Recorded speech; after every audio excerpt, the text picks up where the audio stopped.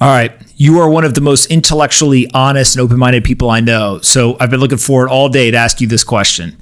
I want you to flip around on the table and argue against your bull position. What is the bear case for Bitcoin, and what would have to happen for you to change your mind and sell all your Bitcoin?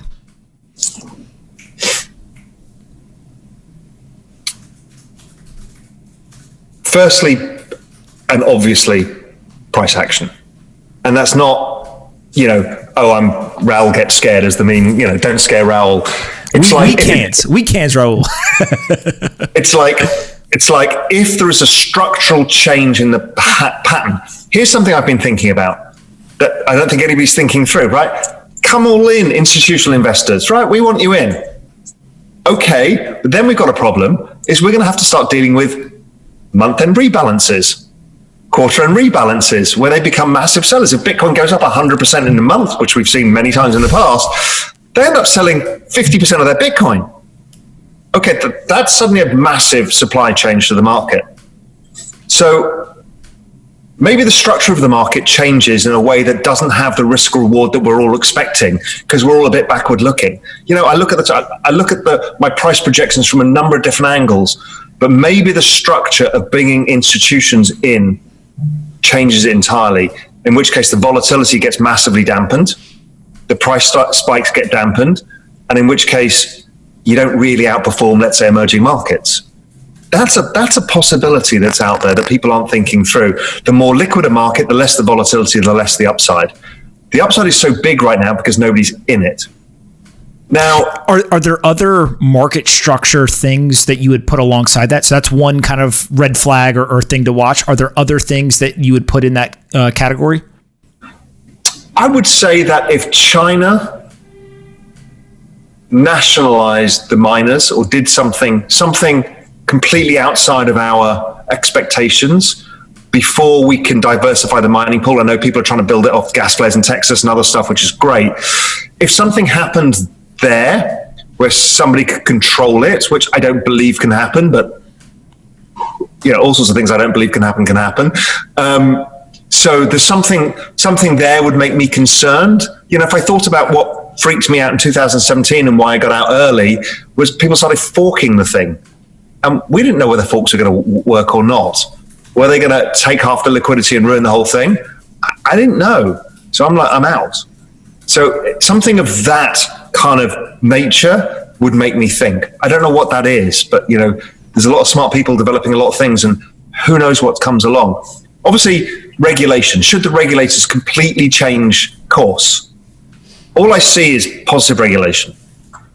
But if the IMF stood up and said, we've agreed to move to the central bank digital currencies, and as part of that, every member of this basket has banned all cryptocurrencies, and they come with prison sentences, whatever. Yeah, clearly, I'm going to change my mind. Well, I don't know. Will I change my mind? Not change my mind. It kind of makes a better case for Bitcoin, but I was going to say there's two arguments there. The price goes down, or actually the price explodes upwards. Yeah, I kind of value my freedom, and I value my freedom. I don't want to go into prison and still be monetarily free. So I don't know. It's difficult. It's difficult, and that makes me nervous when I can't find anything obvious. But my guess is, with a strong, powerful force like this, whatever will stop it is not obvious. Which is why I thought maybe just the flows from institutions where.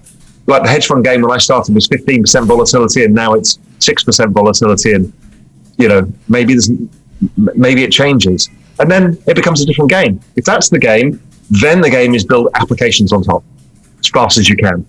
Once the volatility dies down, you can do anything with it because it becomes less of a speculative asset and it becomes an exchangeable asset. It becomes money, basically, more moneyness. So, and I think that is. If you were to ask kind of the believers of Bitcoin, so not traders who are just looking from a financial return perspective, or people who hold it and believe, it's the next global reserve currency, et cetera, this idea of the transition of narratives, kind of the end game is it is a stable asset that can be used as a medium of exchange and a store of value.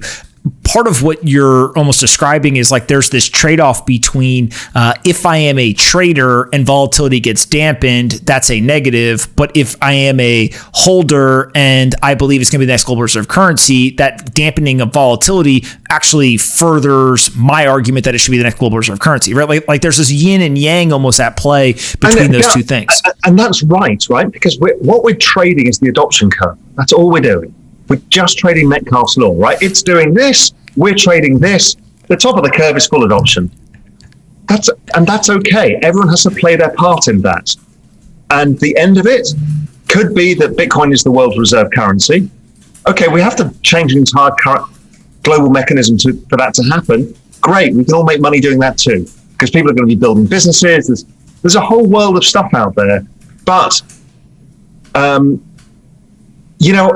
for me, looking that far out, I'm interested in it. I think it may happen. I think there's a reasonable probability over time. I don't know how long that time is. And all I do know is from here to now is a long time.